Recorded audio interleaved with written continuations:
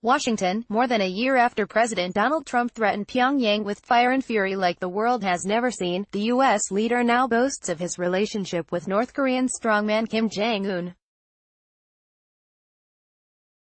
Trump told a rally Friday in Springfield, Missouri, that he received a beautiful letter 2 days ago from Kim.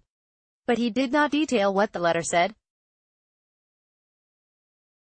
Leader has claimed a diplomatic win, citing the tremendous progress and great responses from Pyongyang since he met Kim at a summit in Singapore in June. The historic meeting resulted in a lofty joint statement, though momentum appeared to have stalled in recent weeks, with the two sides unable to agree on how Kim would get rid of his nuclear weapons. But on Friday, U.S.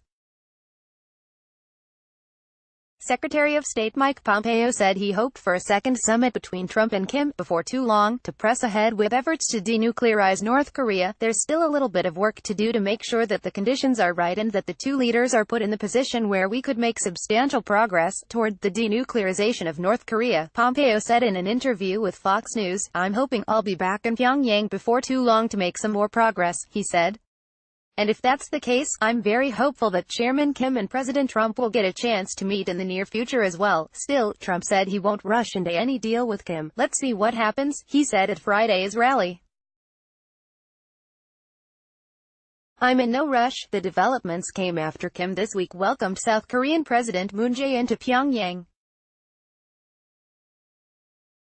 The North Korean leader agreed to close a missile testing site, giving new momentum to nuclear negotiations with the U.S., and said the North could dismantle its best-known nuclear facility at Pyongyang, provided the U.S. takes corresponding measures. Experts praised the positive developments, but cautioned much remains to be done, noting the steps Kim has so far taken do not ensure North Korea will get rid of its nuclear weapons. Trump still thinks the first summit was a major success, said John Wolfsthal, director of the Nuclear Crisis Group. He needs a foreign policy success soon to reverse his domestic decline, the former Obama administration official added. Pompeo has said Washington is ready to immediately begin negotiating with Pyongyang, and has invited his North Korean counterpart to meet on the sidelines of next week's United Nations General Assembly in New York. But the top U.S.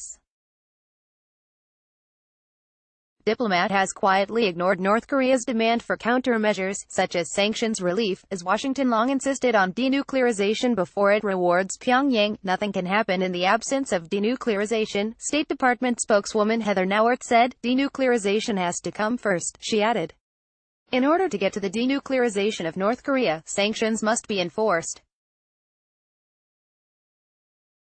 We cannot let our foot off the gas. While Washington isn't budging on sanctions, Trump has indicated he is ready to independently offer other concessions, a move Kim may be counting on. After a nice letter from Kim, the president says he's willing to have a summit, though none of the problems have been fixed, said Bruce Klingner, who formerly worked for the CIA and now specializes in Korean and Japanese affairs for the Heritage Foundation think tank. Pyongyang is trying to decouple Trump from the rest of the administration.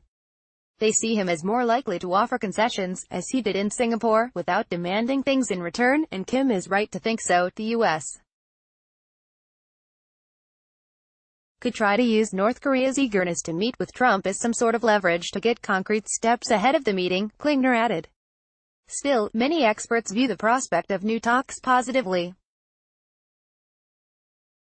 While the announcements made by the North this week are limited, it is the first time where we have seen this initiative where North Koreans are willing to talk to South Koreans about denuclearization, said Joseph Yun, who was the U.S. Special Representative for North Korea until days before Trump accepted the Singapore summit invitation. The offer is worth pursuing, added Wolfsthal. Contrary to the all-or-nothing approach espoused by the Trump administration, U.S. officials appear to be engaging in a process of limited reciprocal concessions.